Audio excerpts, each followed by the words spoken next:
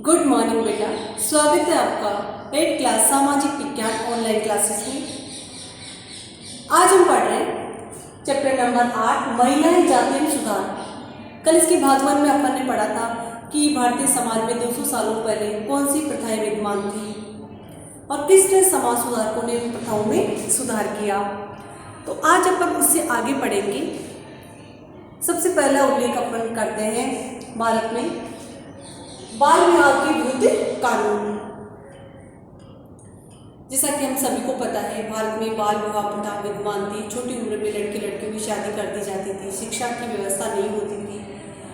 लेकिन 1929 ईस्वी में बाल विवाह निषेध अधिनियम पारित किया गया, नया कानून बना जिसके अनुसार लड़के की उम्र 18 वर्ष होती थी और लड़की की 16 साल। इसे शारदा एक्ट के नाम से भी जाना जाता है क्योंकि इस एक्ट को बनाने में केसी शारदा का बहुत अधिक योगदान था।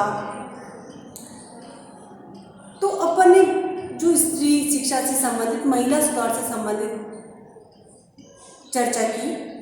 दूसरा टॉपिक जो अपने चैप्टर में है वह है जाति व्यवस्था में सुधार से संबंधित जाति व समाज सुधार। राजा राममोहन राय पहले समाज सुधारक थे जिन्होंने वाल्मीकि कृतियों का विरोध किया। उन्होंने जाति प्रथा का भी भारत में विरोध किया। जाति प्रथा का विरोध करने के लिए उन्होंने पुराने बौद्ध ग्रंथ का अध्ययन किया और उसके आधार पर जाति प्रथा का विरोध किया। जाति प्रथा जिसे अपन वर्ण व्यवस्था भी कहते हैं, ऋग्वेद में इसका उल्लेख है वर्ण व्यवस्था के रूप में। लेकिन उस समय जो जाति प्रथा थी वो ध्यान रखने वाली चीज ये है कि जो व्यक्ति जो कार्य करता था वह उसकी जाति बन जाती थी। लेकिन बाद में जाति प्रथा ने एक रूप धारण कर लिया और जिस परिवार में जिस व्यक्ति का जन्म होने लगा वह उस जाति का कहलाया जाने लगा। जाति आनुवंशिकता पर आधारित हो गई। तो जाति प्रथा का उन्मूलन करने के लिए बंबई में 1840 में परमहंस मंडली का गठन किया गया। इसने जाति प्रथा का विरोध किया, जाति प्रथा के उन्मूलन की मांग की। प्रार्थना सभा ने भी जाति प्रथा का विरोध किया। तो उस समय हमारे समाज के जो कायदे कानून थे, नियम थे, उसमें जाति का एक अलग ही रूप सामने आता था। समाज में जाति के आधार पर अन्याय किया जाता था। धीरे धीरे ईसाई प्रचारक भारत में आने लगे तो उन्होंने निचली जातियों के बच्चों को भी शिक्षा देना आरंभ किया। तो इस तरह जाति व्यवस्था पर एक प्रहार शुरू हो गया। जो गरीब लोग थे, निचले तबके के जिन्हें शूद्र कहा जाता था, वो जाति व्यवस्था के इस घृणित रूप से सबसे ज्यादा शिकार थे। तो गरीब लोग अब गांवों से निकल करके शहरों की ओर जाने लगे रोजगार प्राप्ति के लिए, क्योंकि शहरों में नए नए रोजगार उत्पन्न हो रहे थे, नालियां बन रही थी, सड़कें बनाई जा रही थी, नए उद्योग खुल रहे थे, कारखाने खुल रहे थे, ईंट बनाने वाले कारखाने, औद्योगिक कारखाने, वस्त्र कारखाने। तो ऐसी स्थिति में जो गाँव में जो शूद्र जातियाँ थी उनका मोह भंग हो चुका था। वो शहरों की ओर पलायन कर रहे थे क्योंकि वहाँ जाने का फायदा ये हो सकता था कि उन्हें और अधिक कठोर काम करना पड़े। लेकिन जो श्रवण जमींदार थे उनके दमन से भी मुक्त थे और कुछ जो निचली जातियां थी वो विदेशों की ओर रुख करने लगी, जैसे कि इंडोनेशिया, आसपास के देशों में। वहां पर इनसे कठोर कार्य लिया जाता था। लेकिन अब वे उस दमन से मुक्त थे जो जाति के नाम पर उनके साथ किया जा सकता था। एक छोटे से पैराग्राफ के माध्यम से चर्चा की गई कि जूते कौन बना सकता था। जूती बनाने का कार्य उस समय शूद्र जातियां करती थी, जिन्हें हम निम्न जातियां मानते थे, क्योंकि जूती पशुओं के चमड़े से बनाए जाते हैं। तो मृत पशुओं को हटाने का काम, चमड़े के परिशोधन का कार्य शूद्र जातियां करती थी, निम्न जातियां करती थी, उच्च जातियां ये कार्य नहीं करती थी। अपन बात करते हैं प्रथम विश्व युद्ध के समय की। प्रथम विश्व युद्ध के समय क्या हुआ? प्रथम विश्व युद्ध के समय में एकदम से जूतों की मांग बढ़ गई और जो अग्रणी जातियां थी वे इस कार्य में पढ़ना नहीं चाहती थी, तो जूते बनाने वालों को काफी फायदा भी हुआ। इसके बाद में अपन बात करते समानता और न्याय की मांग उठने लगी। सबसे पहले अपन सत्तामी आंदोलन की बात करते हैं। सत्तामी आंदोलन की शुरुआत की घासीदास ने और जाति प्रथा का विरोध किया। जाति प्रथा में सुधार की मांग की जाने लगी। इसके बाद में हम दूसरा उल्लेख कर सकते हैं, पूर्वी बंगाल में हरिदास ठाकुर ने मतुआ पंथ ने संडाल कास्ट का दिन के लिए काम किया और चंडाल जाति के साथ जो भेदभाव हो रहा था उसको दूर करने का प्रयास किया। इसके अलावा हम बात कर सकते हैं, एझावा जाति के नारायण गुरु ने अपने लोगों के बीच एकता का आदर्श रखा। उन्होंने जाति के अंदर आत्मसम्मान की भावना उत्पन्न करने का कार्य किया, जाति के आधार पर जो शोषण था उसको दूर करने का प्रयास किया। फिर अपन बात करते हैं गुलामगिरी।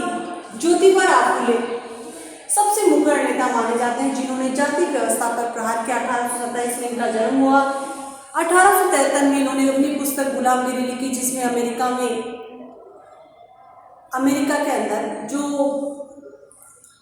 गोरे और जो नस्ली भेद था उसके ऊपर उन्होंने व्यंग्य किया।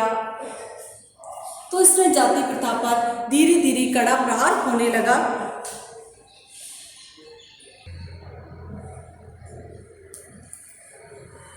ज्योतिराव फुले से व्यक्ति थे जिन्होंने ब्राह्मणों को ये साबित किया कि जो ब्राह्मण जाति है, आर्य जाति है, वो भारत की जाति नहीं बल्कि विदेशी जाति है।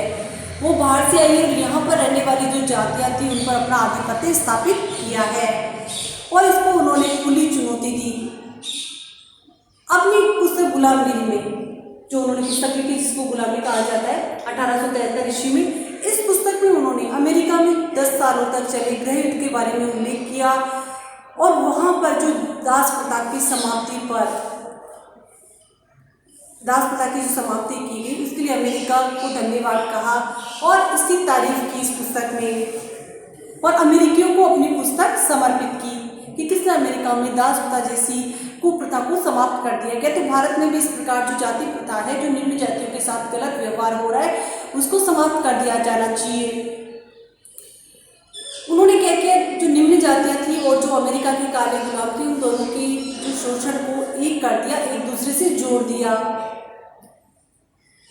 तो इस तरह ज्योतिबा फुले ने अपनी पुस्तक गुलामगिरी के माध्यम से और सत्य शोधक समाज नामक एक संस्था की स्थापना की, जिसके माध्यम से जाति व्यवस्था का विरोध किया। उच्च जाति की महिलाओं की दुर्दशा के बारे में भी उन्होंने लिखा, मजदूरों के बारे में उन्होंने लिखा, जिन लोगों का शोषण हो रहा था उसके बारे में उन्होंने लिखा। फिर इसके अलावा ज्योतिबा फुले के अलावा जाति व्यवस्था पर प्रहार करने वालों में नाम आते हैं डॉक्टर भीमराव अम्बेडकर और ई.वी. रामास्वामी नायकर, जिसे पेरियार के नाम से जाना जाता है। Doctor B R. अम्बेडकर, इन्होंने भी जाति व्यवस्था में सुधार के प्रयास किए। मंदिरों में कौन जा सकता है, उससे पहले हम अम्बेडकर के बारे में जानेंगे। अम्बेडकर का जन्म एक महार परिवार में हुआ, एक निचली जाति वाले परिवार में हुए। बचपन में उन्होंने और इस भेदभाव को, जाति व्यवस्था के आधार पर जो भेदभाव था, उसको बहुत नजदीक से देखा। रोजाना की जिंदगी में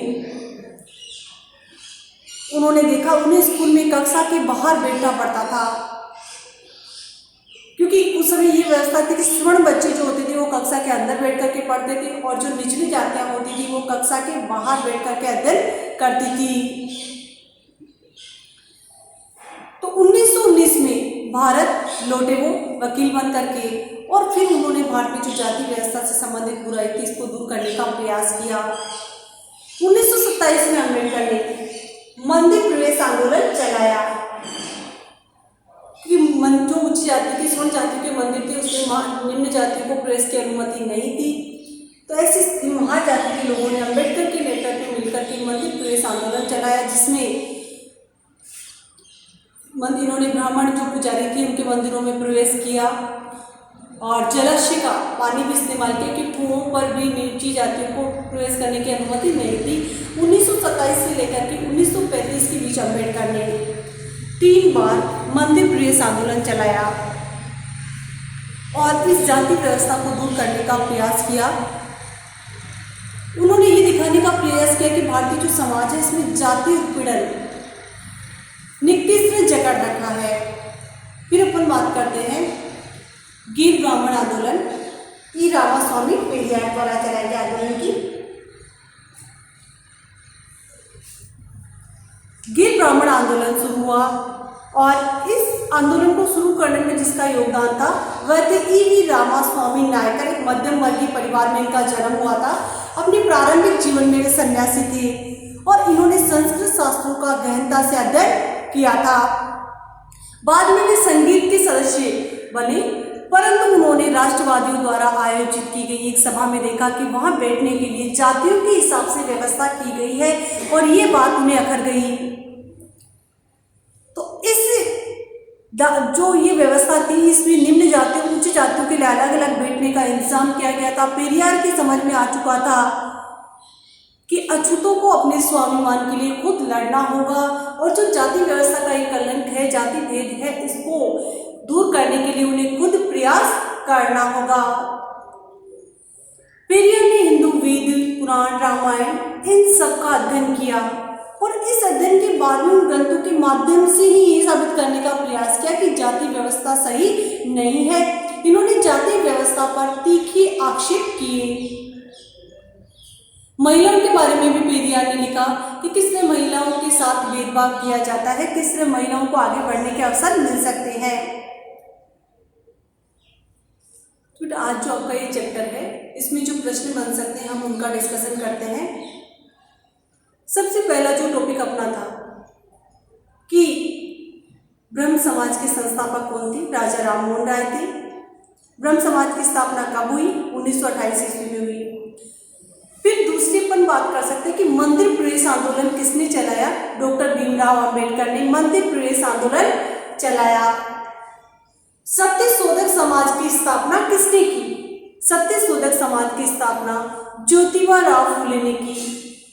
गुलामगिरी पुस्तक की रचना किसने की? गुलामगिरी पुस्तक की रचना ज्योतिबा राव फूले ने की। गिर ब्राह्मण आंदोलन किसने चलाया? ई.वी. रामास्वामी। पेरियार ने गिर ब्राह्मण आंदोलन चलाया। बाल विवाह निषेध अधिनियम कब पारित किया गया? बाल विवाह निषेध अधिनियम 1929 ईस्वी में पारित किया गया। रामकृष्ण परमहंस मिशन की स्थापना किसने की? स्वामी विवेकानंद ने। आर्य समाज की स्थापना किसने की? स्वामी दयानंद सरस्वती ने। प्रार्थना सभा की स्थापना किसने की? तो इस तरह बहुत सारे प्रश्न बन सकते हैं बेटा। उम्मीद है चैप्टर आपको समझ में आया होगा।